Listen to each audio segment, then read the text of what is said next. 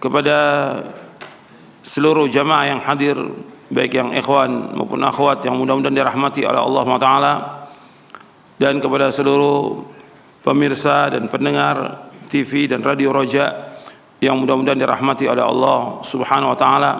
Alhamdulillah, kita bersyukur kepada Allah Subhanahu wa taala atas segala nikmat yang Allah karuniakan kepada kita, dan kita bersyukur kepada Allah taala kita diberikan hidayah Islam dan sunnah, diberikan hidayah taufik untuk selalu dan senantiasa menuntut ilmu syar'i. Ikhwani fi din, azakumullah. Kita akan lanjutkan kajian kita dari buku Syarah Aqidah Ahlussunnah wal Jamaah. Pembahasan kita masuk bab atau poin yang ke-8 tentang syirik dan macam-macamnya. Kita sudah membahas tentang tauhid, dan sudah berkali-kali kita bahas tentang tauhid. Muqaddimah pembahasan kita tentang tauhid, begitu juga pembahasan tentang makna syahadat la ilallah Muhammad Rasulullah, tentang rukunnya, tentang syaratnya, pembahasan tentang tauhid al-rububiyah, al-uluhiyah, asma wa sifat. Ini sudah kita bahas dan akan terus kita bahas. Sekarang kita masuk pembahasan tentang syirik, karena syirik ini merupakan dosa besar yang paling besar dari semua dosa. Dan syirik ini merupakan kemungkaran yang paling mungkar, kezaliman yang paling zalim, kemaksiatan yang paling maksiat. Makanya kerusakan yang ada di muka bumi ini yang paling besar adalah syirik. Kalau penyakit yang paling berbahaya ya syirik. Makanya ketika disebutkan tentang jangan berbuat kerusakan di muka bumi kepada orang-orang munafik di awal-awal surah Al-Baqarah, wa idza qila lahum la tufsidu fil ardi qalu innama nahnu muslihun. Apabila dikatakan kepada mereka janganlah kalian berbuat kerusakan di muka bumi, mereka katakan bahwa kami adalah orang-orang yang memperbaiki. Dijelaskan oleh Imam Abul Aliyah rahimahullah, kata beliau, la tufsidu fil ardi ba'da wa idza qila lahum la tufsidu fil ardi qalu innama nahnu muslihun. Kalimat la tufsidu fil ard, jangan kalian berbuat kerusakan di muka bumi. Kalimat jangan berbuat kerusakan maksudnya la ta'su fil ardi. Kata Abu Aliyah rahimahullah, jangan berbuat maksiat di muka bumi. Karena setiap maksiat itu semuanya kerusakan. Setiap maksiat di muka bumi ini merupakan kerusakan. Maksiat yang paling maksiat adalah syirik. Kemungkaran yang paling mungkar adalah syirik. Jadi Abu Aliyah ketika menjelaskan ayat ini, nanti bisa dilihat dalam tafsir Ibnu Katsir, ketika menafsirkan surah Al-Baqarah di ayat 11, wa idza qila lahum la tufsidu fil ardi qalu innama nahnu muslihun.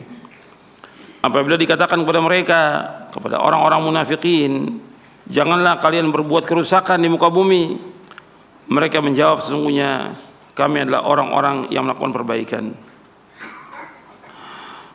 Kata Abu Aliyah rahimahullah, jangan kalian berbuat kerusakan di muka bumi, janganlah kalian berbuat maksiat di muka bumi. Kerusakan yang dibuat oleh orang munafik adalah berbuat maksiat kepada Allah.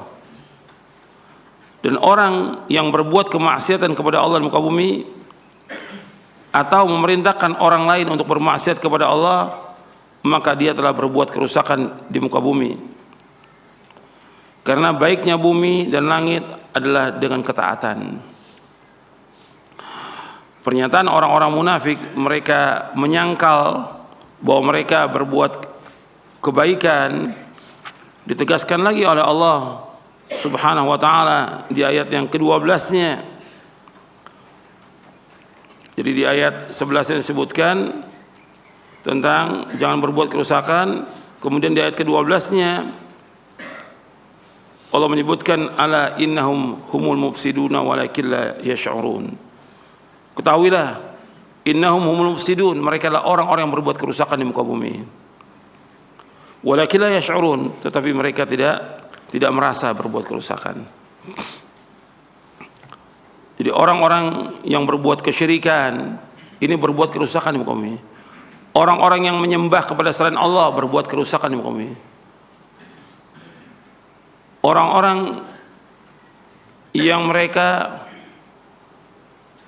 menyatakan Islam tapi mereka benci kepada Islam, orang-orang munafikin, mereka telah berbuat kerusakan di muka bumi ini. Semuanya berbuat kerusakan. Jadi pembahasan kita tentang masalah syirik ini syirik merupakan kerusakan yang paling besar di muka bumi ini, yang harus dibereskan, dirapikan, diperbaiki. Yang ini lebih dahulu dari semua penyakit. Kalau ada penyakit, berbagai macam penyakit berbahaya dulu yang harus diobati. Ini penyakit kronis, ini kerusakan. Di muka bumi ini nggak ada kebaikan kalau masih ada kesyirikan di muka bumi ini. Makanya harus terus dakwah ini jalan, nggak boleh berhenti selama di langit dan bumi. Dakwah salaf merupakan dakwah perbaikan, karena Islam merupakan shalah wa islah. Islam itu merupakan kebaikan sepanjang zaman, sepanjang waktu, di setiap tempat, dan juga islah, dakwah perbaikan. Dan dakwah salaf, dakwah yang memperbaiki umat, bukan merusak. Dakwah ini justru mengajak orang kepada kebaikan, kepada kembali kepada fitrah manusia, kembali kepada sumbernya yang asli, Al-Quran wa Sunnah, kembali kepada awal penciptaan manusia. Mereka diciptakan oleh Allah untuk ibadah kepada Allah Ta'ala. Jadi tuduhan-tuduhan orang terhadap dakwah salaf ini dibilang radikal, ekstrim, atau yang lainnya, ini pada akhirnya omongan ini pertama kali dari orang-orang kafir, atau yang pertama kali dari iblis, laknatullah alaih. Iblis yang mengumbarkan kalimat-kalimat ini. Yang kedua yaitu dari orang-orang kafir, karena orang kafir tidak akan senang dengan berkembangnya agama Islam ini. Siapa aja, termasuk Yahudi Nasrani. Walan tardu ankal yahudu walan nasara hatta tattabi'a millahum. Orang Yahudi Nasrani nggak akan redho, nggak akan senang sampai umat Islam mengikuti agama mereka. Begitu juga orang-orang munafikin, mereka nggak senang kepada agama Islam ini. Sampai Allah sebutkan dalam surah An-Nisa ayat 89, waddu law takfuruna kama kafaru fatakununa sawa. Mereka orang-orang munafik berkeinginan umat Islam ini kafir sebagaimana mereka kafir, sehingga sama dengan mereka. Jadi usaha terus mereka upayakan untuk merusak agama ini. Jadi kita nggak bisa diam. Maka dakwah ini terus menjelaskan dakwah tauhid, dakwah yang mengakar, dakwah mengembalikan manusia kepada fitrahnya, dakwah yang mengajak manusia kepada asal penciptaan manusia yang Allah ciptakan mereka, yang Allah firmankan wa ma khalaqtul jinna wal insa illa liya'budun. Tidak aku ciptakan jin dan manusia melainkan untuk beribadah kepadaku. Kita kembalikan manusia agar manusia semuanya beribadah hanya kepada Allah, tidak kepada yang lainnya. Tidak kepada batu, tidak kepada pohon, tidak kepada kubur, tidak kepada segala macam yang ada benda-benda. Ajak manusia semuanya untuk ibadah kepada Allah. Karena Allah berfirman demikian dalam surah Az-Zariyat ayat 56 sampai ayat 58. Allah berfirman, "Wa ma khalaqtul jinna wal insa illa liya'budun, ma uridu minhum min rizqin wa ma uridu ay yut'imun, innallaha war-razzaqu dzul quwwatil matin." Tidak aku ciptakan jin dan manusia melainkan untuk beribadah kepadaku. Aku tidak minta rezeki dari mereka, dan aku tidak minta makan dari mereka. Sesungguhnya Allah yang selalu dan senantiasa memberikan rezeki, Allah yang maha kokoh dan Allah yang maha kuat. Disuruh kita untuk ibadah kepada Allah. Allah ciptakan kita untuk ibadah. Ibadah kepada siapa? Ibadah kepada Allah. Satu aja. Ilah ini ada satu, yaitu Allah saja. Wa ilahukum ilahu wahid, la ilaha illa huwar rahmanur rahim. Ilah kamu ilah yang satu, enggak ada ilah yang lain kecuali Allah. Maka ibadahlah kepada Allah SWT yang Maha Rahman, Maha Rahim. Kasih dan sayang Allah. Disuruh kita untuk ibadah hanya kepada Allah Subhanahu wa taala. Ini yang kita ajak manusia. Ketika kita mengembalikan manusia kepada asalnya, setan tidak senang. Orang kafir enggak senang. Maka dituduhlah kita dengan berbagai macam tuduhan bahwa dakwah ini keras, dakwah ini ekstrim, dakwah ini adalah dakwah yang sesat, dakwah Wahabi atau segala macam sudah. Ini semuanya omongan-omongan syaitan. Ini slogan-slogan syaitan untuk memadamkan cahaya agama Allah ini. Cahaya ini akan tetap tegak meskipun mereka berusaha untuk memadamkan cahaya ini. Yuriduna yutfi'u nural bi afwahihim wallahu mutimmu nurihi walau karihal kafirun. Allah sebutkan dalam surah As-Saff, mereka berusaha bagaimana memadamkan cahaya agama Allah. Allah akan tetap tegakkan. Allah akan tetap memberikan cahaya kepada agama ini. Meskipun orang-orang kafir nggak suka. Yang nggak suka pada agama ini orang-orang kafir. Antum lihat di surah As-Saff. Allah menyebutkan tentang tegaknya agama ini. Mereka berusaha untuk apa? Untuk memadamkan cahaya agama Allah. Allah sebutkan di ayat yang ke-8, yuriduna liyutfi'u nurallahi biafwahihim wallahu mutimmu nurihi walau karihal kafirun.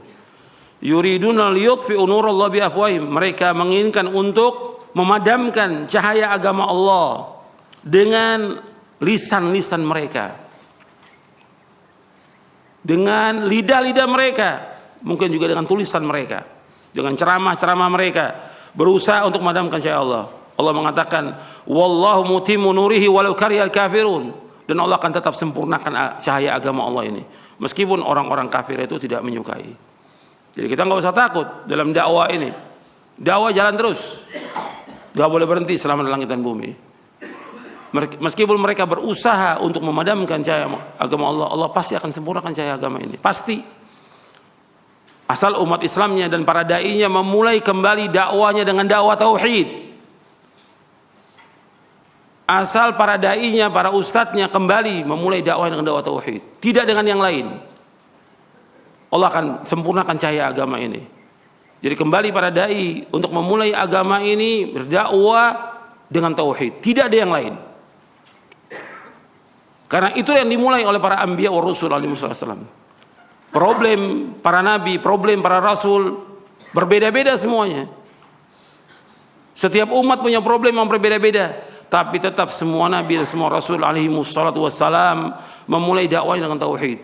Allah sebutkan dalam surah An-Nahl ayat 36, "Wa laqad ba'atsna fi kulli ummatin rasulan an i'budullaha wajtanibut taghut." Sungguh kami telah utus pada setiap umat seorang rasul. Setiap rasul dakwanya an i'budullah, hendaklah kalian beribadah hanya kepada Allah saja. Wajtanibut taghut, dan jauhkan taghut. Apa-apa yang disembah selain Allah. Pembahasan kita tentang syirik ini ya masuk kepada wajtanibut taghut, jauhkan taghut. Justru kita bahas ini penting dalam kita beragama ini, harus kita menegakkan tauhid, mendakwakan dakwah tauhid.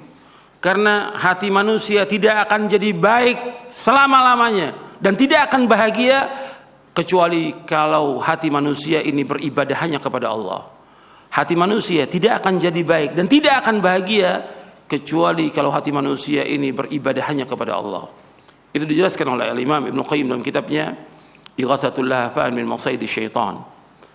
Yang awal dakwah itu tentang tauhid. Dia akan tumbuh dengan baik hati ini dengan tauhid kepada Allah Ta'ala.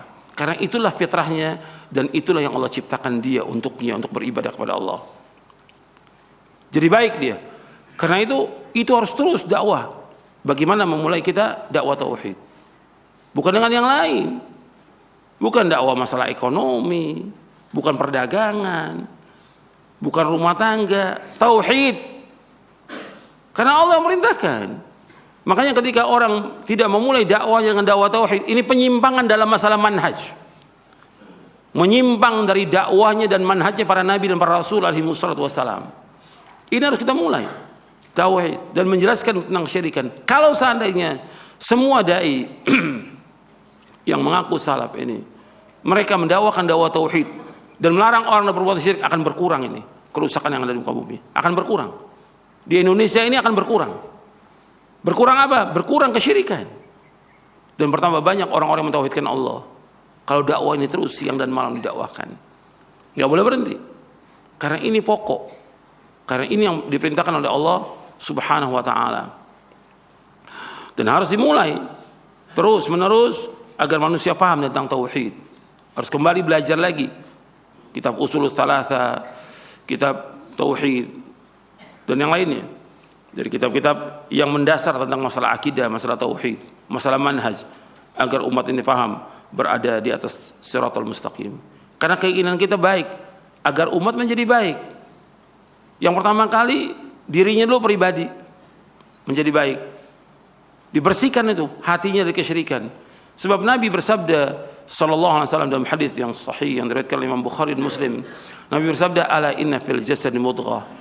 Idza salahat salahal jasadu kullu wa idza fasadat fasadal jasadu kullu ala wahyal qalbu." Ketahuilah, dalam pada tubuh manusia ada segumpal daging. Kalau daging ini baik, baik seluruh tubuhnya.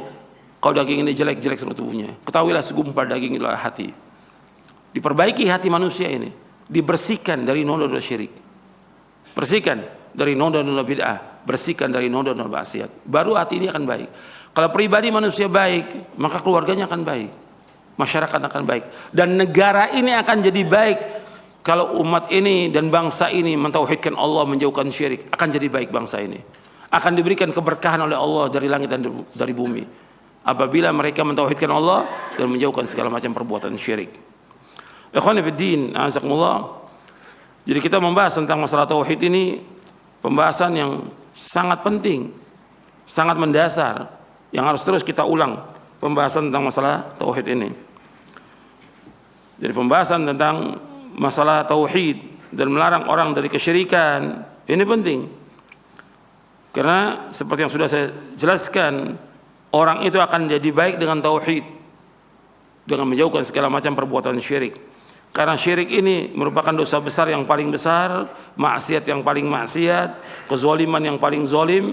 Dan syirik merusak agama, merusak akal, merusak hati, merusak kehormatan, merusak darah, merusak harta, merusak tatanan masyarakat, dan merusak bangsa ini dengan kesyirikan.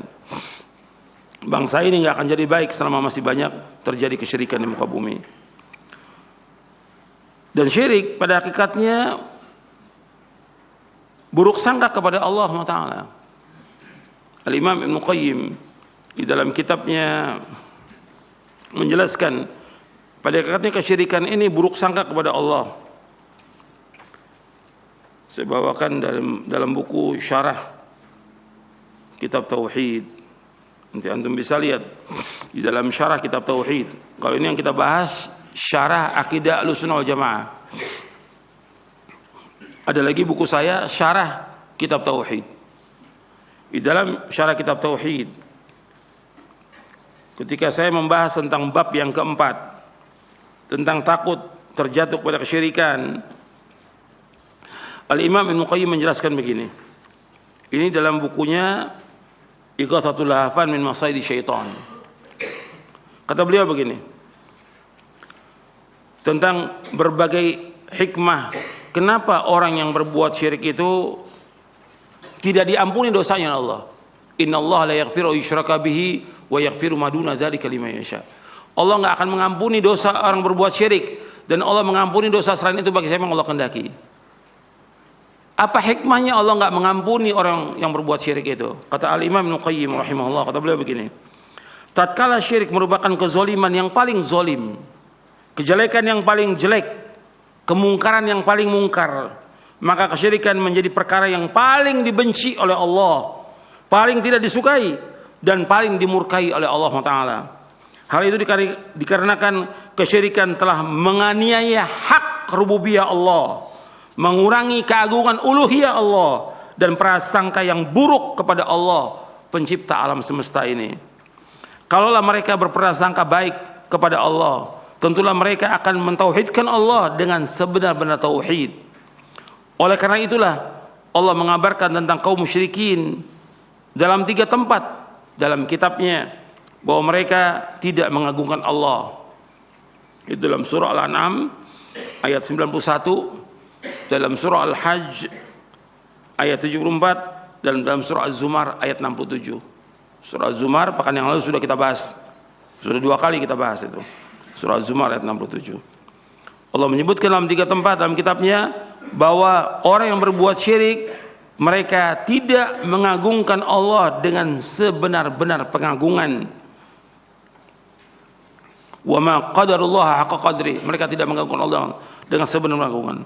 Bagaimana mungkin akan mengagungkan Allah dengan sebenarnya orang yang menjadikan sekutu dan tandingan bagi Allah?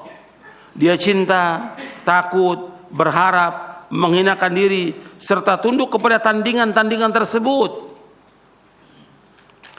Dia lari dari kemurkaan mereka dan lebih mengutamakan keridhaan sekutu-sekutu tersebut.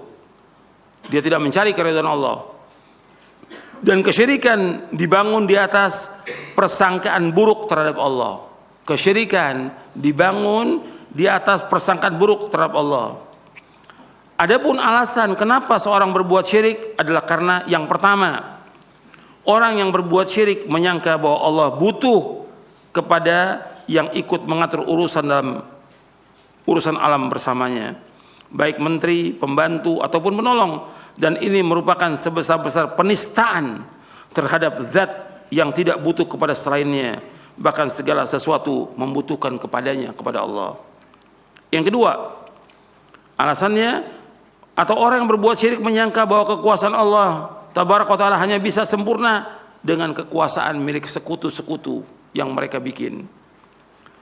Atau yang ketiga, orang yang berbuat syirik menyangka bahwasanya Allah tidak mengetahui kebutuhan hambanya sebelum diberitahukan oleh perantara, atau tidak menyayangi sampai ada perantara yang menjadikannya menyayangi, atau menyangka bahwa bukan Allah saja yang mencukupi hambanya, atau Allah tidak akan melakukan apa yang hamba inginkan sebelum perantara memberikan syafaat di sisinya, sebagaimana makhluk memberikan syafaat di sisi makhluk yang lain, sehingga butuh untuk menerima syafaatnya dikarenakan ia butuh kepada si pemberi syafaat dan mengambil manfaat darinya, atau menyangka bahwa Allah tidak mengijabahi, tidak mengabulkan doa para hambanya sebelum mereka meminta kepada perantara-perantara untuk mengangkat kebutuhan-kebutuhan tersebut, seperti layaknya keadaan para raja, penguasa di muka bumi. Dan inilah pokok kesyirikan makhluk. Jadi mereka menyangka bahwa Allah nggak akan menjawab doanya kecuali dengan perantara. Perantara apa? Ya kubur-kubur itu, wali-wali atau syekh-syekh yang mereka anggap dekat dengan Allah. Ini prasangka yang buruk kepada Allah Ta'ala. Atau yang keempat, kata Ibnu Qayyim rahimahullah, atau orang yang berbuat syirik menyangka bahwa Allah tidak mendengar doa mereka sebelum para perantara mengangkatnya menuju kepada Allah. Atau yang kelima, orang yang berbuat syirik menyangka bahwa ada makhluk atau perantara yang memiliki hak yang harus dipenuhi, sehingga dia bersumpah dengan hak makhluk tersebut dan bertawassul kepada Allah dengan makhluk tersebut, layaknya manusia yang bertawassul kepada para pembesar dan para raja dengan orang yang mulia di sisi mereka, di mana para penguasa tersebut tidak kuasa menolaknya. Maka semua ini merupakan bentuk penistaan kepada rububiyah Allah dan mengurangi hak Allah Jalla wa'ala. Maka sifat terpuji Allah dan kesempurnaan rububiyahnya menuntut untuk tidak mengampuni dosa syirik tersebut, dan menuntut untuk menjadikan pelakunya kekal di dalam neraka, di dalam azab yang pedih, serta menjadikannya manusia yang paling sengsara. Maka tidaklah engkau dapati orang musyrik pun melainkan dia menistakan Allah Ta'ala, walaupun dia menyangka bahwa dirinya mengagungkan Allah. Dalam kitab Ighathatul Lahfan min Masaidi Syaitan di juz yang pertama. Jadi pada asalnya kesyirikan dibangun di atas apa? Di atas prasangka buruk kepada Allah, suudzon kepada Allah. Dosa besar yang paling besar suudzon, buruk sangka kepada Allah Subhanahu wa Ta'ala. Kita masuk pembahasan ini, syirik dan macam-macamnya. Ahlussunnah wal Jamaah sepakat bahwa syirik merupakan bentuk kemaksiatan yang paling besar kepada Allah Subhanahu wa taala. Syirik merupakan sebesar-besar kezaliman, sebesar-besar dosa yang tidak akan diampuni Allah Subhanahu wa taala. Mengetahui tentang syirik dan berbagai macamnya merupakan jalan untuk dapat menjauhinya dengan sejauh-jauhnya. Jadi kita bahas tentang syirik agar kita menjauhkan syirik, dan juga agar kita dan anak kita jauh dari syirik. Antum lihat Nabi Ibrahim alaihissalam, orang yang Allah sebutkan yang hanif, yang lurus, tidak pernah berbuat syirik, tapi tetap berdoa kepada Allah. Allah menyebutkan tentang Nabi Ibrahim, inna Ibrahim kana ummatan qanitan lillahi hanifa wa lam yakun minal musyrikin. Di dalam surah An-Nahl, sesungguhnya Nabi Ibrahim alaihissalam seorang imam, qanitan, qanit artinya mudawim ala ta'ah, yang terus menerus dalam ketaatan, hanifah yang lurus, walam yakum minal musyrikin, tidak pernah berbuat syirik, tetap berdoa, wa janubni wa baniya an na'budal asnam, ya Allah jauhkanlah aku dan anak cucuku dari menyembah berhala. Jadi Nabi Ibrahim alaihi salatu wassalam di dalam surah Ibrahim ayat 35, Nabi Ibrahim berdoa, wa janubni wa baniya an na'budal asnam, ya Allah jauhkanlah aku dan anak cucuku dari menyembah berhala. Kalau Nabi Ibrahim aja khawatir, takut anak cucunya menyembah berhala, apalagi kita. Nabi Ibrahim yang jelas Allah mengatakan tidak pernah berbuat syirik seumur hidupnya, nggak pernah. Walam yakun minal musyrikin, tetap berdoa agar anak cucunya jangan sampai jatuh dalam perbuatan syirik. Padahal anak cucu Nabi Ibrahim alaihissalam semuanya para nabi dan para rasul, anak cucunya. Tetap Nabi Ibrahim berdoa agar dijauhkan, jangan sampai jatuh dalam perbuatan, apalagi kita, jangan sampai kita jatuh dalam perbuatan syirik. Kita masuk definisi syirik.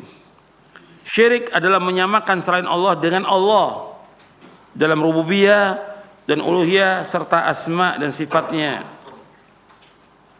Syirik menyamakan selain Allah dengan Allah dalam rububiyah dan uluhiyah serta asma dan sifatnya.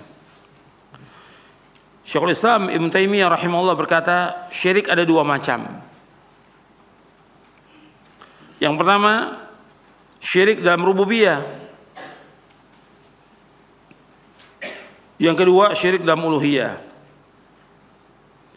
Yang pertama, syirik dalam rububiyah, yaitu menjadikan sekutu selain Allah yang mengatur alam semesta. Sebagaimana Allah berfirman dalam surah Saba, surah 34 ayat 22. Allah berfirman, qul ud'u alladziina za'amtum min dunillahi la yamlikuna mithqala dzarratin fis samawati wala fil ard wa ma lahum fihima min syirkin wa ma lahu minhum min dhahir. Katakanlah Muhammad, serulah mereka yang kamu anggap sebagai ilah selain Allah. Mereka tidak memiliki kekuasaan seberat darah pun di langit dan di bumi, dan mereka sama sekali tidak mempunyai peran serta dalam penciptaan langit dan bumi, dan tidak ada di antara mereka yang menjadi pembantu baginya. Kita lihat penjelasan tentang ayat ini. Jadi Allah menyeru kepada Nabi Muhammad SAW, seru mereka yang anggap sebagai ilah selain Allah, yang kalian berdoa itu kepada Allah, apakah itu batu, pohon, kubur, berhala atau yang lainnya. Katakan kepada mereka, mereka itu yang kalian sembah selain Allah tidak memiliki kekuasaan seberat darah pun di langit dan di bumi. Yang kedua, mereka sama sekali tidak mempunyai peran serta dalam penciptaan langit dan bumi. Yang ketiga, bahwa mereka tidak menjadi pembantu bagi Allah dalam penciptaannya. Tentang tafsir ayat ini saya sebutkan dalam buku Syarah Kitab Tauhid di bab yang ke-17. Al-Imam Ibnu Qayyim menjelaskan dalam kitabnya Madarijus Salikin di juz yang pertama tentang ayat ini. Kata beliau, di dalam ayat ini Allah telah memutus semua sebab yang dijadikan pegangan oleh orang-orang musyrik. Seorang berbuat syirik menyembah kepada selain Allah karena dia merasa mendapatkan manfaat dari sesembahan tersebut, sedangkan manfaat itu tidak bisa dapat melainkan dengan salah satu dari 4 sifat. Salah satu dari 4 sifat. Yang pertama, sesembahan tersebut memiliki apa yang diinginkan penyembahnya. Yang kedua, kalau tidak memiliki, maka minimal dia menjadi sekutu bagi sang pemilik. Yang ketiga, kalau tidak menjadi sekutu, paling tidak dia menjadi pembantu dan penolong bagi sang pemilik. Yang keempat, kalau tidak menjadi pembantu dan penolong, maka minimal dia mempunyai kedudukan di sisi sang pemilik sehingga bisa memberi syafaat di sisinya. Maka di ayat lanjutannya, di ayat 23-nya, wala tanfa'us syafa'atu 'indahu illa liman adzinalah. Dan tidak bermanfaat syafaat atau pertolongan di sisi Allah melainkan orang-orang yang diizinkan oleh Allah. Jadi ada 4 di sini.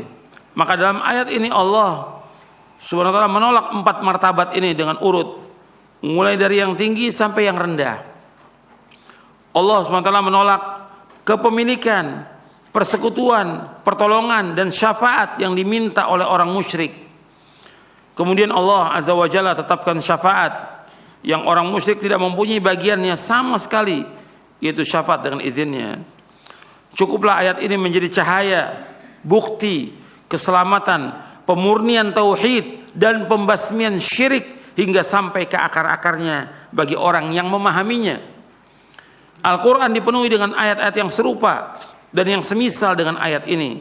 Akan tapi kebanyakan manusia tidak sadar kalau realita yang mereka alami masuk dan terkandung dalam kategori ayat-ayat ini. Disangka bahwa ayat ini di atas berkaitan khusus dengan kaum yang sudah berlalu dan sudah tidak ada lagi yang mewarisi yang semisal dengan mereka.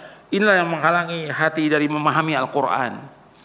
Demi Allah, apabila kaum yang disebutkan dalam Al-Quran tersebut sudah berlalu, maka sungguh mereka punya generasi penerus yang semisal dengan mereka, lebih buruk lagi daripada mereka, atau lebih ringan keburukannya daripada mereka.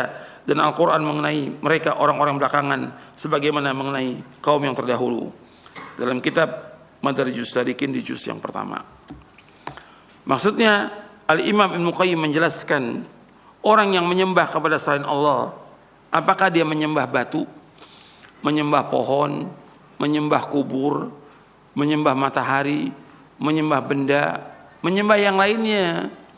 Itu semuanya itu, kubur, benda, batu, matahari, bulan, yang lainnya tidak punya andil dalam penciptaan langit dan bumi. Itu yang pertama, nggak punya andil sama sekali. Artinya mereka nggak bisa mencipta sama sekali. Sampai Allah menegur, am khuliqu min ghairi syai'in am humul khaliqun? Apakah mereka diciptakan tanpa sesuatu atau mereka yang menciptakan? Nggak mungkin mereka menciptakan, nggak ada yang bisa. Allah yang menciptakan. Yang kedua, mereka nggak punya andil dalam penciptaan, nggak ada yang membantu Allah. Allah sendiri menciptakan langit dan bumi dan seluruh makhluk ini. Yang memberikan rezeki Allah sendiri, nggak ada yang lain. Yang kedua, yang ketiga, mereka juga tidak punya sekutu atau menjadi pembantu, tidak juga. Dan yang keempat, mereka nggak punya syafaat sama sekali. Ini Allah batalkan sampai ke akar-akarnya. Artinya kalau sudah demikian, kenapa orang masih datang ke kubur-kubur, masih minta-minta kepada selain Allah?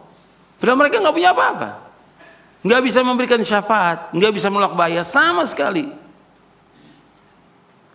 Ayat ini disangka oleh orang-orang, ayat ini sudah berlalu, berkaitan dengan kaum musyrikin. Kata Ibnu Qayyim, mereka punya pewaris yang lebih buruk dari mereka, lebih buruk dari mereka. Orang-orang jahiliyah dulu, ketika mereka mau meminta kepada selain Allah, ini jahiliyah, ini kafir, musyrik mereka. Mereka lihat dulu orang ini soleh atau tidak, soleh atau tidak, baik atau tidak. Baru mereka datang. ke kubur-kubur orang yang soleh. Kalau sekarang mereka lakukan apa? Kepada orang yang gak soleh pun datang mereka. Kepada orang yang rusak, kepada orang-orang munafik, tokoh munafik yang dikasih label kiai atau apa gitu oleh mereka. Padahal umatnya tahu bahwa ini merusak orang ini. Dari awal hidupnya dia sekolah sampai dia mati merusak orang ini.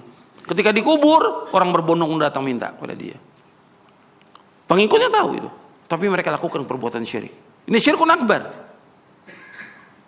Ini lebih buruk. Atau kadang-kadang benda juga. Kan di Indonesia ini ada yang namanya Kiai Selamat. Sapi. Kerbau. Ya. Yang dianggap apa oleh mereka? Kiai. Itu datangin orang minta. Pada kerbau, bayangkan. Kalau dulu orang-orang musyrikin cari orang soleh untuk mereka minta. Perbuatan mereka jelas syirik. Dan diwariskan oleh sekarang lebih jelek lagi. Mereka minta kepada selain Allah. Yang kedua, bahwa orang musyrik pada zaman dahulu itu mereka berdoa kepada Allah di saat mereka sulit, dan mereka menyekutukan Allah di saat mereka senang. Yang sekarang di saat senang dan sulit mereka berdoa kepada selain Allah. Berarti lebih baik lebih buruk. Lebih buruk kesyirikan pada zaman ini. Orang-orang yang berbuat syirik pada zaman sekarang lebih buruk daripada orang-orang jahiliyah. Orang jahiliyah kalau mereka mau berbuat syirik milih dulu orang soleh. Jelas ini semua syirik, syirkun akbar. Yang kedua, mereka kalau berdoa meminta kepada Allah, mereka menyekutukan Allah itu dalam permintaan berdoa itu di saat mereka senang, di saat mereka susah mereka kembali kepada Allah. Allah sebutkan dalam Al-Quran, fa idza raqibu fil fulki da'u Allah mukhlishina lahuddin falamma najau minal barri idza hum yusyrikun. Apabila mereka menaiki perahu diombang-ambingkan oleh ombak, mereka minta kepada Allah dengan ikhlas, berdoa kepada Allah supaya apa? Supaya Allah selamatkan. Tapi ketika Allah selamatkan ke daratan, mereka berbuat syirik. Kalau kita lihat orang-orang sekarang, di saat mereka senang mereka berbuat syirik kepada Allah, di saat mereka susah lebih lagi. Jika susah nih, fakir, miskin, sulit mereka, atau udah lama nggak mempunyai anak, kena penyakit yang berat, datang mereka ke kubur-kubur minta kepada Allah, tidak datang kepada Allah. Berarti orang berbuat syirik pada zaman sekarang ini lebih buruk dari mana? Lebih buruk dari orang-orang jahiliyah. Jadi kata Ibnu Qayyim, ada pewarisnya. Jadi justru syirik itu dilarang dalam agama dan tetap tidak boleh selama-lamanya. Ayat-ayat yang Allah firmankan yang terjadi pada zaman dahulu juga tidak boleh kita lakukan pada zaman sekarang. Allah menceritakan tentang kaum musyrikin pada zaman itu, pada zaman Nabi Muhammad SAW. Juga sekarang nggak boleh kita lakukan kesyirikan. Bukan orang mengatakan itu kan ayatnya berkaitan dengan orang musyrikin zaman dulu. Terkena pada sekarang juga. Nggak boleh orang berbuat syirik kepada Allah Subhanahu wa Ta'ala. Yang kedua, syirik dalam uluhiyah. Syirik dalam uluhiyah yaitu beribadah, berdoa kepada selain Allah, baik dalam bentuk doa ibadah maupun doa masalah. Jadi syirik dalam uluhiyah yaitu beribadah atau berdoa kepada selain Allah, baik dalam bentuk doa ibadah, arti doa ibadah seperti kita sholat, puasa, ini doa ibadah. Doa masalah itu minta kepada Allah. Di dalam doa ibadah tergantung doa masalah.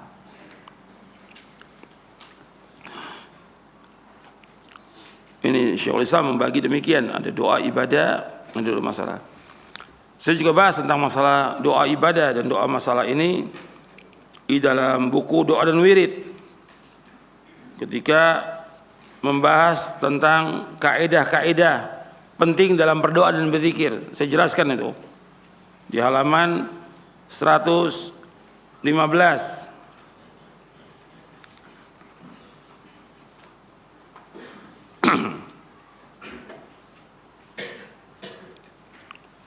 disebutkan berdoa kepada selain Allah seperti berdoa meminta hajat, minta tolong, istighatsah, minta tolong saat sulit kepada orang mati, baik itu nabi, wali, habib, kiai atau yang lainnya, atau minta kepada kuburan keramat, atau minta rezeki dan kesembuhan penyakit dari mereka, maka perbuatan ini termasuk syirik akbar, syirik yang besar. Terus saya sebutkan lagi tentang masalah doa di halaman doa wajib kita panjatkan hanya kepada Allah, tidak boleh kepada selain Allah. Itu di halaman 113 di buku doa dan wirid. Dan doa dibagi menjadi dua. Yang pertama doa ibadah, yang kedua doa masalah. Keduanya mempunyai kaitan yang sangat erat, baik perkataan, perbuatan dan i'tiqad. Keduanya harus kita tujukan hanya kepada Allah semata dan hanya karena Allah Subhanahu wa taala. Dan saya sebutkan juga rujukannya tentang makna doa ibadah dan doa masalah. Selanjutnya di sini. Umumnya yang dilakukan manusia, adalah menyekutukan Allah dalam uluhiyah, dalam hal-hal yang merupakan kekhususan bagi Allah, seperti berdoa. Banyak manusia ini yang berdoa kepada selain Allah. Di samping dia berdoa kepada Allah, dia juga berdoa kepada selain Allah. Atau memalingkan suatu bentuk ibadah seperti menyembelih kepada selain Allah, bernazar, berdoa dan sebagainya kepada selain Allah. Karena itu barang siapa menyembah dan berdoa kepada selain Allah, berarti ia meletakkan ibadah tidak pada tempatnya dan memberikan kepada yang tidak berhak, dan itu merupakan kezoliman yang paling besar. Doa itu haknya siapa? Hak Allah yang kita wajib beribadah Allah. Ketika orang itu meletakkan ibadah ini bukan kepada Allah, kepada selain Allah diletakkan, dia mesti berdoa kepada Allah, tapi berdoa juga dia kepada selain Allah. Ini namanya apa? Zolim. Karena meletakkan sesuatu bukan pada tempatnya. Maka Allah menyebutkan inna syirka la dzulmun azim. Sesungguhnya syirik merupakan kezoliman yang amat besar. Dalam surah Luqman ayat 13. Ya bunayya la tusyrik billah inna syirka la dzulmun azim. Wahai anakku, janganlah engkau berbuat syirik. Sesungguhnya syirik merupakan kezoliman yang amat besar. Diriwayatkan dari Abu Bakrah radhiyallahu an, ia berkata, Rasulullah sallallahu alaihi wasallam bersabda, ala unabbiukum bi akbaril kabair, ala unabbiukum bi akbaril kabair, ala unabbiukum bi akbaril kabair. Qalu bala ya Rasulullah. Qala al-isyraku billah wa 'uququl walidain wa jalasa wa kana muttaki'a. Faqala ala wa qawluz zur wa syahadatuz zur. Qala fama zala yukarriruha taqulna laitahu sakat. Rasulullah SAW bersabda, maukah aku beritahukan kepada kalian tentang dosa-dosa besar? Yang paling besar, beliau mengulanginya 3 kali. Maukah aku kabarkan kepada kalian tentang dosa-dosa besar yang paling besar? Maukah aku kabarkan kepada kalian tentang dosa-dosa besar yang paling besar? Mereka, para sahabat radhiyallahu anhum ajma'in menjawab, mau ya Rasulullah. Maka beliau SAW bersabda, dosa besar yang paling besar yang pertama syirik kepada Allah. Yang kedua durhaka kepada kedua orang tua. Ketika itu beliau bersandar lalu beliau duduk tegak. Beliau bersabda sallallahu alaihi wasallam, ingatlah. Yang ketiga, jangan kalian berdusta, jangan kalian menjadi saksi palsu. Dan beliau terus mengulanginya hingga kami berharap beliau diam. Hadis ini sahih diriwayatkan oleh Imam Bukhari dan Muslim dari sahabat Abu Bakrah radhiyallahu anhu. Nabi menyebutkan SAW di sini tentang dosa besar yang paling besar 3. Dan ini bukan sebagai pembatas. Yang pertama syirik, yang kedua durhaka kepada kedua orang tua, yang ketiga berkata dusta dan menjadi saksi palsu. Jadi syirik, menyekutukan Allah, dikatakan dosa besar yang paling besar dan kezaliman yang paling zalim, karena ia menyamakan makhluk dan Khalik pencipta pada hal-hal yang khusus bagi Allah. Siapa yang menyekutukan Allah dengan sesuatu, maka ia telah menyamakannya dengan Allah, dan ini sebesar-besar kezaliman yang sebesar kezaliman. Zalim adalah meletakkan sesuatu bukan pada tempatnya. Contoh-contoh perbuatan syirik diantaranya orang yang memohon berdoa kepada orang yang sudah mati. Dan ini masih banyak orang yang datang ke kubur-kubur yang dianggap kuburan keramat atau kuburan wali songo atau yang lainnya. Mereka datang ke sana, mereka minta kepada penghuni kubur, baik itu kuburan nabi, kuburan wali maupun yang lainnya. Perbuatan ini adalah syirkun akbar, syirik yang paling besar. Berdoa atau memohon kepada selain Allah seperti berdoa meminta satu hajat, kebutuhan, isti'anah minta tolong, istighatsah minta tolong saat sulit kepada orang yang sudah mati, baik itu nabi, wali, habib, kiai, jin maupun kuburan keramat, atau minta rezeki kepada mereka, minta kesembuhan penyakit dari mereka, atau kepada pohon dan selainnya selain Allah adalah syirkun akbar, syirik yang paling besar. Syekh Muhammad bin Abdul Wahab rahimahullah mengatakan barang siapa yang memalingkan satu macam ibadah kepada selain Allah maka ia musyrik kafir. Ini umum, secara umum aja, bukan ta'yin. Allah Subhanahu wa ta'ala berfirman dalam surah Al-Mu'minun ayat 117, "Wa may yad'u ma'allahi ilahan akhar la burhana lahu bihi fa innama hisabuhu 'inda rabbi innahu la yuflihul kafirun." Dan barang siapa yang menyembah ilah selain Allah padahal tidak ada bukti baginya tentang itu, maka perhitungannya hanya pada Allah, sungguh orang-orang kafir tidak akan beruntung. Dalilnya Syekh Muhammad bin Abdul Wahab dari ayat ini, Allah menyebutkan tentang orang yang berdoa bersama Allah kepada Tuhan yang lain. Artinya dia doa kepada Allah, tapi dia doa juga kepada selain Allah. Dia datang ke kubur-kubur minta. Maka dikatakan kafir karena Allah menyebutkan dalam ayat ini, innahu la yuflihul kafirun. Sesungguhnya orang kafir tidak akan beruntung. Makanya mereka Syekh mengumumkan secara umum bahwa orang yang memalingkan ibadah kepada selain Allah maka dia musyrik kafir. Ini secara umum. Ya, sampai sini dulu kajian kita. Mudah-mudahan bermanfaat dan kita berusaha terus untuk menjauhkan perbuatan syirik, dan kita berdoa kepada Allah agar kita dijauhkan dari perbuatan syirik. Jadi kita berdoa, Allahumma inna na'udzubika an nusyrika bika syai'an na'lamu astaghfiruka liman la na'lamuhu. Dan doa itu terus kita berdoa agar kita dijauhkan dari perbuatan syirik. Nanti Anda bisa lihat dalam buku doa dan wirid, kita berdoa kepada Allah di samping kita belajar memahami Al-Qur'an dan Sunnah, pahami salaf. Kemudian yang kedua, kita terus berusaha mengkaji tentang tauhid, membahas tentang tauhid. Yang ketiga, kita berdoa kepada Allah agar kita dijauhkan dari perbuatan syirik. Yang keempat, kita menutup jalan-jalan yang membawa kepada kesyirikan. Jadi berlindung dari bahaya syirik di dalam buku dan wirid ada di halaman 346. Allahumma inna na'udzubika min an nusyrika bika syai'an na'lamuhu wa nastaghfiruka lima la na'lamuhu. Allahumma inna na'udzubika min an nusyrika bika syai'an na'lamuhu wa nastaghfiruka lima la na'lamuhu. Ya Allah, sungguhnya kami berlindung kepadamu dari menyekutukan Engkau dengan sesuatu sedang kami mengetahuinya, dan kami memohon ampun kepada Engkau terhadap apa-apa yang kami tidak mengetahuinya. Riwayat ini sahih li ghairihi, diriwayatkan oleh Imam Ahmad dalam musnadnya dan yang lainnya dari sahabat Abu Musa Al-Asy'ari, dan disahihkan oleh Syekh Al-Albani dalam kitabnya Sahih Al-Adabul Mufrad dan Sahih At-Targhib wa Tarhib. Wallahu a'lam. Wassallallahu Nabi Muhammadin sallallahu alaihi wa sallam. Kalau ada yang mau tanya silakan.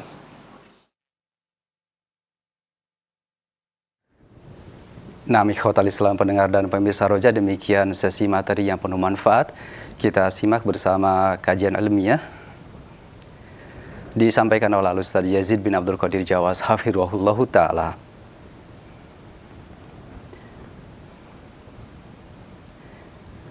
Dan untuk selanjutnya kita masuk ke sesi interaktif. Silakan di kesempatan pertama kami buka di 0218236543. Silakan. Terima kasih Ustaz. Assalamualaikum warahmatullahi wabarakatuh. Waalaikumsalam warahmatullahi wabarakatuh. Silakan, dengan siapa, dari mana Ibu? Dari Butin di Ternate. Silakan pertanyaannya. Ya, begini saya mau bertanya Ustaz. di sini kita masih kebanyakan berbuat bid'ah. Di sini juga kami punya majelis. Jadi kira-kira saya yang sudah, alhamdulillah sudah belajar mengikuti apa yang disampaikan oleh Ustadz di Roja TV ini, kira-kira apa yang harus saya sampaikan pertama terhadap ibu-ibu di majelis tentang bid'ah itu, dan bagaimana agar supaya mereka mau mengikuti apa yang saya sampaikan. Mohon penjelasannya. Kemudian yang kedua, Mohon maaf, satu saja Ibu, karena waktu yang terbatas. terima kasih. Assalamualaikum warahmatullahi wabarakatuh. Waalaikumsalam warahmatullahi wabarakatuh. Terima kasih Ibu di Ternate atas interaksi dan pertanyaannya. Silahkan Ustaz. Alhamdulillah wassalatu wassalamu rasulullah. Allahumma salli wa sallim barik Nabi. Pertanyaan dari Ibu tadi berkaitan dengan masalah bid'ah. Bagaimana di masyarakat yang banyak berbuat bid'ah. Tadi sudah saya jelaskan berkaitan dengan masalah agama ini yang harus kita dakwakan pertama kali tentang tauhid, tauhid dan tauhid. Itu yang paling penting, itu prinsip. Bab dalam kita belajar dan dalam kita berdakwah, kita mulai al-bada'atu bil aham fal muhim. Kita mulai dari yang paling penting kepada yang penting. Yang paling penting tentang tauhid. Jadi kepada ibu dan juga kepada yang lainnya yang mendengar Radio Roja dan juga pemirsa TV Roja, kita dalam berdakwah dan dalam kita belajar, yang pertama belajar dulu. Belajar tentang akidah, tentang tauhid. Ibu baca dulu buku-buku tentang tauhid seperti syarah kitab tauhid, syarah akidah Ahlussunnah wal Jamaah. Kemudian juga buku prinsip dasar Islam dan juga buku-buku yang lain lah yang mudah untuk dibaca, difahami, kemudian diamalkan. Itu yang pertama, tentang itu dulu, tentang tauhid, dan kita berusaha menjauhkan syirik. Kita mulai dakwah ini dari diri kita, kemudian keluarga, karena Allah memerintahkan ya ayyuhalladzina amanu qu anfusakum wa ahlikum nar. Wahai orang beriman, jaga diri kamu dan keluarga kamu dari api neraka. Itu dulu. Jadi ibu berusaha dan juga yang lainnya dakwakan keluarga dulu agar paham tentang agama ini, tentang tauhid, menjauhkan syirik, mengerjakan sholat 5 waktu. Itu perhatikan tuh, tegakkan, karena Allah perintahkan demikian. Disuruh kita tentang tauhid, kemudian tentang sholat. Wa'mur ahlaka bis salati wastabir 'alaiha la nas'aluka rizqan nahnu narzuquk wal 'aqibatu lit taqwa. Perintahkan keluarga kamu untuk sholat dan sabar. Disuruh keluarga kita sholat dan sabar. Kami nggak minta rezeki kepada kamu.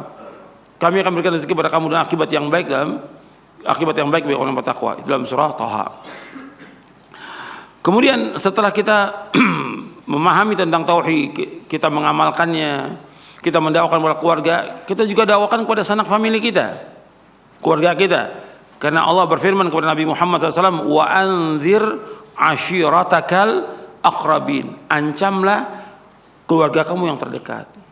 Ancam mereka agar mereka mentauhidkan Allah, menjauhkan syirik.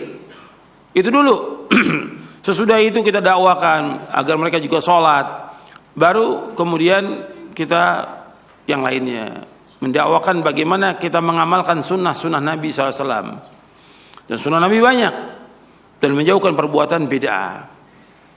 Jadi harus kita mulai dari al-aham fal muhim. Dan ini perlu waktu yang lama. Nggak bisa sehari 2 hari, nggak bisa sepekan 2 pekan. Perlu waktu yang lama untuk kita mengamalkannya. Setelah itu kita mengamalkan sunnah-sunnah Nabi, dakwakan juga kepada keluarga kita, sanak famili, dan melarang orang dari perbuatan bid'ah. Jadi sekarang pertanyaan ibu tadi, kita hidup di masyarakat yang banyak mereka berbuat bid'ah. Kita tidak boleh ikut dalam perbuatan bid'ah, nggak boleh. Sebagaimana kita nggak boleh toleransi terhadap kesyirikan, nggak boleh juga toleransi kepada bid'ah. Ini agama, ini prinsip dalam kita beragama yang harus kita pegang terus sampai kita diwafatkan oleh Allah. Karena nggak akan mungkin kita lurus di atas siratal mustaqim kalau kita nggak menjauhkan bid'ah. Harus kita jauhkan. Tapi dengan cara yang baik kita jelaskan kepada mereka, karena mereka belum paham. Jadi ibu bisa memberikan buku-buku yang bermanfaat buat mereka, suruh baca gitu. Atau kalau nggak buku yang tipis-tipis, ya selebaran atau lembar berkaitan dengan melaksanakan sunnah, menjauhkan bid'ah. Karena ini penting dalam beragama. Tapi yang pokok tadi tentang tauhid, tentang sholat dulu. Karena kita nggak akan mungkin berada di shiratal mustaqim tanpa menjauhkan bid'ah. Seperti yang sudah berkali-kali saya bawakan hadis Irbad bin Sariyah radhiyallahu an, yang Nabi bersabda SAW, "May ya'ish minkum ba'di fasara ikhtilafan katsira, fa'alaikum bisunnati wa sunnatil khulafa'il mahdiyyin ar-rasyidin, tamassaku biha wa'addu 'alaiha bin nawajidh wa iyyakum muhdatsatil umur fa inna kulla muhdatsatin bid'ah wa kulla bid'atin dhalalah." Kata Nabi SAW, barang siapa yang hidup sesudah wafatku, maka dia akan melihat perselisihan yang banyak.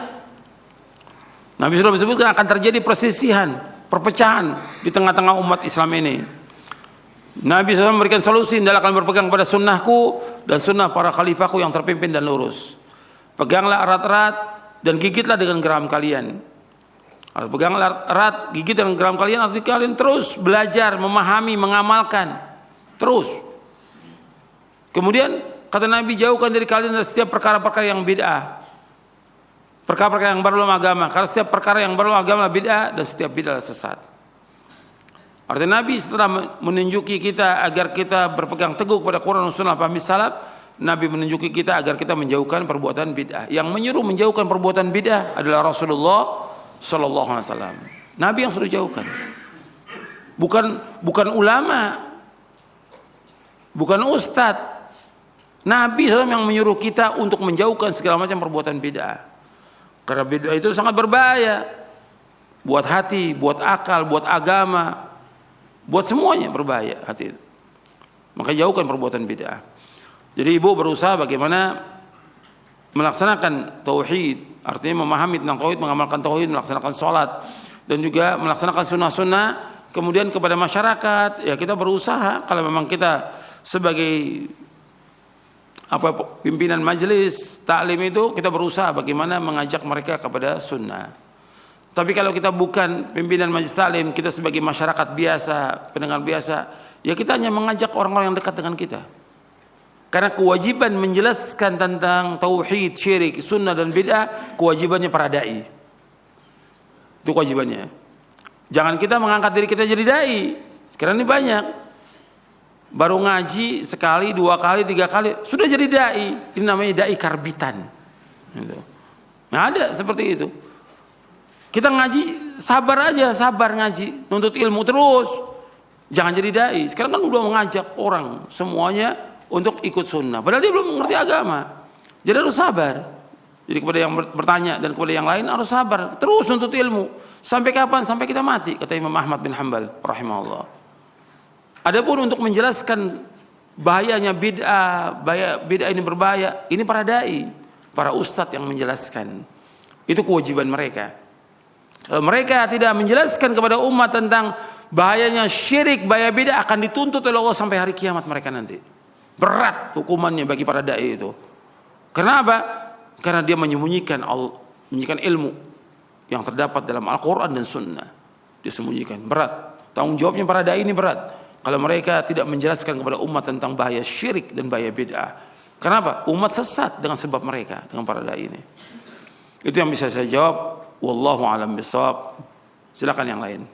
Terima kasih jazakallahu khairan jawaban dan nasihat halusnya, demikian Ibu di Ternate. Masih kami coba sapa kembali dari penelpon. Yang kedua kami angkat di 0218236543. Silakan. Halo, assalamualaikum warahmatullahi wabarakatuh. Waalaikumsalam warahmatullahi wabarakatuh. Ya, dari mana Bapak? Saya Dani dari Kediri, Jawa Timur, Ustaz. Silakan Pak. Iya, mau menanyakan Ustaz, dahulu orang tua kami pernah berbuat kesyirikan dengan mendatangi ke dukun-dukun. Terus saat ini insya Allah lagi belajar agama. Tapi yang saya tanyakan, saya kan nggak tahu apakah dahulunya itu masih ada jin-jinnya atau gimana. Bolehkah kalau saya sebagai putranya untuk menyarankan ruqyah, Ustaz? Iya. walaupun orang tua Bapak sudah berusaha untuk belajar agama dan bertobat begitu Pak ya. Iya. Apakah dibolehkan melakukan ruqyah secara khusus untuk mengusir jin-jin dari orang tua begitu maksudnya Bapak? Iya, betul itu Baik. Pak Ustaz. Ya. Baik, terima kasih Bapak di Ya, terima Kediri. kasih, Barakallahu Ustaz. fiik. Jazakallahu khairan. Wa iyyakum. Nah, silakan Ustaz. Ya. Ya, berkaitan dengan apa yang sudah berlalu dari perbuatan Bapak tadi, ya wajib taubat kepada Allah dengan taubatan nasuha. Kalau dulu pernah mendatangi dukun, ya taubat kepada Allah SWT. Karena nggak boleh mendatangi dukun. Atau yang lainnya, mungkin masih dulu percaya pada jimat-jimat, tangkal-tangkal, dan yang lainnya. Kata Nabi SAW, Inna ruqa wat tama'ima wat tiwalata syirkun. Sesungguhnya ruqyah, jimat-jimat dan tangkal-tangkal itu syirik. Itu jauhkan. Ya, sekarang sudah bagus, alhamdulillah, sudah taubat dan belajar. Ini sudah masya Allah luar biasa. Bersyukur kepada Allah diberikan hidayah. Hidayah itu mahal. Hidayah itu lebih baik daripada dunia dan seisinya. Makanya kita bersyukur kepada Allah. Kepada yang belajar tentang sunnah ini, antum bersyukur kepada Allah. Jangan ujub, jangan sombong. Antum bersyukur kepada Allah mendapatkan hidayah dari Islam dan sunnah. Kita nggak akan mungkin dapat hidayah kalau Allah nggak memberikan hidayah kepada kita. Yang memberikan hidayah itu Allah Taala. Alhamdulillahilladzi hadana li hadza. Segala puji bagi Allah yang telah menunjuki kami di atas jalan yang lurus ini. Maka bersyukur dan belajar terus.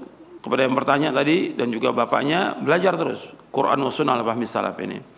Kemudian tadi ada sedikit keraguan bagaimana kalau masih ada sisa-sisa di rumah itu atau yang lain di ruqyah. Nggak perlu di ruqyah. Belajar aja, cukup belajar. Di rumah tetap dibacakan surah Al-Baqarah. Karena Nabi bersabda SAW, La taj'alu buyutakum maqabira inna syaitana yanfiru minal baiti alladhi tuqra'u fi surat Al-Baqarah. Akhrajahu Muslim. Kata Nabi, jangan jadikan rumah kamu seperti kuburan. Sesungguhnya setan lari dari rumah yang dibacakan surah Al-Baqarah. Hadis sahih riwayat Muslim. Jadi di rumah setiap hari bacakan surah Al-Baqarah. Atau setiap pekan dibacakan surah Al-Baqarah, atau setiap 3 hari sekali bacakan surah Al-Baqarah. Tapi terus baca surah-surah yang lain juga kita baca. Zikir pagi petang jangan tinggal. Itu aja. Adapun tentang berkaitan masalah yang lalu dengan ruqyah, ini enggak ada dalam Islam seperti ini. Sekarang ini semua apa-apa ruqyah gitu. Ada masalah dikit ruqyah. Bahkan kadang-kadang anaknya nakal ruqyah. Ya anak nakal dididik bukan di ruqyah. Mestinya juga kalau dia mau berpikir yang waras, ya anaknya nakal itu ya karena bapak ibunya nakal. Nurun jadinya. Kok di ruqyah? Ya dididik gitu. Jadi sekarang ini apa aja masalah di ruqyah. Ini ruqyah yang bid'ah ini. Gitu. Memang perlu pembahasan nanti tersendiri berkaitan dengan ruqyah ini. Karena banyak sudah yang menyimpang tentang ruqyah ini. Bahkan juga orang bikin BRC, Bekam Ruqyah Center, buat cari duit. Ini nggak benar dalam Islam, nggak ada seperti itu, nggak ada fi'lus salaf seperti itu, nggak ada. Gitu. Itu harus berubah nanti semuanya itu. Jadi dipakai buat jualan, kenal sunnah, dipakai buat jualan sunnahnya. Gitu. Ini nggak benar dalam Islam. Mereka harus taubat kepada Allah dengan taubatan nasuha. Ruqyah boleh kalau ada yang kemasukan jin, kemasukan dibacakan ayat Al-Quran, sudah cukup. Tapi alhamdulillah bapak antum sudah belajar sunnah, sudah cukup, belajar terus. Insya Allah dengan kita belajar ini, setan itu akan menyingkir. Kalau belajar ini niatnya karena Allah dan kita sungguh-sungguh, dan kita dengan belajar ini kita takut kepada Allah, setan itu akan menyingkir. Dan belajar baca Al-Quran, di rumah baca Al-Quran, zikir pagi petang, insya Allah. Jadi jangan kemudian ada masalah sedikit ruqyah, ini ruqyah, ini banyak yang salah. Banyak penyimpangan yang berkaitan dengan ruqyah, banyak penyimpangan. Tapi bukan sekarang pembahasannya. Nanti insya Allah ada pembahasan berkaitan dengan ruqyah, di buku ini ada pembahasannya. Nanti kita akan bahas. Maka bagaimana yang sunnah, bagaimana yang bid'ah, karena udah banyak penyimpangan sekarang ini. Iya, mungkin satu lagi pertanyaan. Terima kasih Ustadz, jazakallahu khairan jawaban dan nasihat Al-Ustadz. Satu pertanyaan terakhir dari pendengar kita di Sulawesi Utara. Assalamualaikum warahmatullahi wabarakatuh. Ustadz, di dalam kehidupan bermasyarakat di negara kita masih banyak dijumpai kelompok masyarakat yang melakukan sesembahan yang konon itu adalah tradisi dari para leluhur, sehingga sulit dibedakan Ustadz antara mana yang sifatnya tradisi atau budaya dan mana yang dibenarkan dalam agama Islam. Sebagai salah satu contoh adalah mengumpulkan hasil pertanian dan peternakan, lalu diupacarakan dilepas di laut yang lepas, sehingga terlarung oleh lautnya, dan dimaksudkan agar Allah Subhanahu wa taala menjauhkan dari malapetaka dan dimakmurkan negerinya serta dilancarkan rezekinya. Yang jadi pertanyaan Ustadz, bagaimanakah menyikapi adat istiadat dan kebiasaan serta tradisi para leluhur yang seperti ini sehingga masyarakat bisa terlepas dan terjauh dari kesyirikan? Mohon nasihat dan tuntunan dari Al-Ustadz. Jazakallahu khairan Ustadz.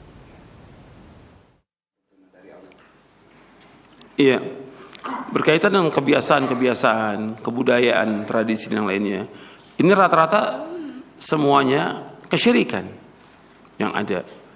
Ketika para nabi dan para rasul alaihi wassalatu wassalam mendakwakan dakwah tauhid, yang mereka lakukan semua alasannya inna wajadna aba'ana ala ummatin wa inna ala athari muqtadun. Sesungguhnya kami mendapati bapak dan nenek moyang kami melakukan seperti ini, tradisi-tradisi seperti ini, kami ikut. Jadi apa yang dilakukan oleh mereka itu kesyirikan. Pertadi yang dicontohkan, hasil dari pertanian itu kemudian diserahkan ke dewa laut. Kan punya keyakinan ada dewa laut atau ada Dewi Sri atau yang lainnya, yang mereka punya keyakinan bahwa Dewi Sri atau dewa laut itulah yang menyelamatkan dia dari berbagai macam malapetaka, yang menyuburkan tumbuh-tumbuhan. Ini kesyirikan. Keyakinan syirik. Mestinya hasil itu dia manfaatkan dan dikeluarkan zakatnya, diberikan fuqara masakin, itu manfaat. Dilemparkan ke laut, dibuang ke laut untuk selamat, ini kesyirikan. Dan alasan-alasan dilakukan oleh kaum musyrikin sama, nggak berubah dari dulu juga. Kita lihat beberapa ayat supaya kita paham. Kita kembali kepada dasar dalil Quran dan Sunnah. Allah menyebutkan ketika kita menyuruh mereka untuk kembali kepada Quran dan Sunnah, itu alasan mereka, kami mendapati nenek moyang kami melakukan demikian, selalu seperti itu. Kita mulai dari surah Al-Baqarah di ayat 170. Allah menyebutkan wa idza qila lahum ittabi'u ma anzalallahu qalu bal nattabi'u ma alfayna 'alaihi aba'ana aw law kana aba'um la ya'qiluna syai'an wa la yahtadun. Apabila dikatakan kepada mereka, ikutilah apa yang Allah turunkan, mereka menjawab, kami mengikuti apa yang kami dapati bapak-bapak dan nenek moyang kami melakukannya. Meskipun bapak mereka tidak berpikir sedikit pun juga dan tidak mendapatkan petunjuk. Artinya kalau diajak kepada Quran Sunnah, mereka alasannya bapak dan nenek moyang. Mesti demikian. Kita lihat lagi surah Az-Zukhruf ayat 22, 23. Di surah Az-Zukhruf surah 43 ayat 22, Allah berfirman, bal qalu inna wajadna aba'ana ala ummati wa inna ala athari muhtadun. Bahkan mereka berkata, kami dapati bapak dan nenek moyang kami di atas satu agama, tradisi, kebudayaan, ala ummah, ala din, agama, dan kami mengikuti, mendapatkan petunjuk dengan asar mereka. Kemudian di ayat 23-nya Allah menyebutkan wa kadzalika ma arsalna min qablika fi qaryatin min nadhirin illa qala mutrafuha inna wajadna aba'ana ala ummatin wa inna ala athari muqtadun Demikianlah tidaklah kami utus sebelum kamu pada setiap desa seorang pengancam, melainkan orang-orang kayanya mengatakan, orang-orang yang mewah, orang-orang yang kaya, inna wajadna ala aba'ana, sesungguhnya kami mendapati bapak dan nenek moyang kami ala ummah, di atas satu agama, satu tradisi, satu kebudayaan yang kami lakukan, wa inna ala muqtadun, dan sesungguhnya kami mengikuti jejak mereka. Ini semua nabi, semua rasul ketika diutus begitu alasannya. Ya kita mendatangi benda-benda ini ya karena kebiasaan nenek moyang. Kami adakan acara seperti ini acara kesyirikan mereka lakukan karena nenek moyang kami lakukan demikian. Ini nggak boleh. Yang dihadapi oleh para nabi rasul seperti itu, seperti yang kita hadapi sekarang ini. Sama. Yang kita hadapi orang ingin mengembalikan kepada agama siapa? Agama nenek moyang. Dan itu usaha terus kembali kepada agama nenek moyang.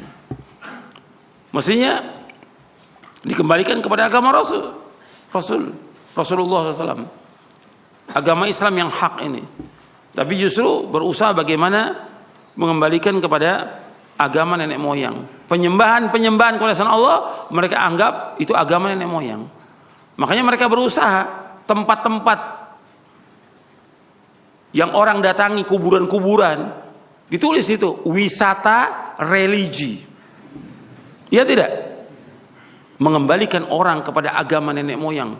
Dalam apa? Dalam perbuatan syirik kepada Allah. Agar mereka melakukan perbuatan dosa besar yang paling besar dan membuat kerusakan di muka bumi ini. Itu usaha mereka. Maka dakwah kita terus mendakwakan dakwah tauhid, mengembalikan umat ini kepada fitrahnya, kepada agama yang hak ini. Nah, kita terus dakwakan, nggak boleh berhenti. Terus dakwah tauhid ini harus jalan. Di samping buku-buku juga disebarkan. Antum kasih kiai-kiai, ustadz-ustadz para dai itu buku-buku syarah kitab tauhid, syarah akidah sunnah agar mereka paham. Itu usaha. Antum nggak mampu dakwah, ya buku doa wirid agar mereka paham tentang agama ini, agar mereka kembali. Di samping juga kita mendoakan mereka agar mereka kembali ke jalan yang hak. Ya saya pikir itu yang bisa saya sampaikan. Mudah-mudahan yang sedikit ini bermanfaat untuk saya dan untuk antum sekalian. Mudah-mudahan kajian ini mendapatkan barokah dari Allah, manfaat, dan juga diberikan taufik agar kita bisa melaksanakannya untuk mentauhidkan Allah, menjauhkan segala macam perbuatan syirik. Dan juga mudah-mudahan para dai ini kembali sadar, artinya memulai dakwahnya dengan tauhid dan juga menjauhkan syirik agar umat ini menjadi baik dan juga bangsa ini menjadi baik dengan dakwah yang hak ini, Al-Quran wa sunnah ala fahmi salaf. Wa sallallahu nabiyana Muhammadin sallallahu alaihi wasallam. Subhanakallahumma wa bihamdik asyhadu an la ilaha illa anta astaghfiruka wa atubu ilaik. Assalamualaikum warahmatullahi wabarakatuh.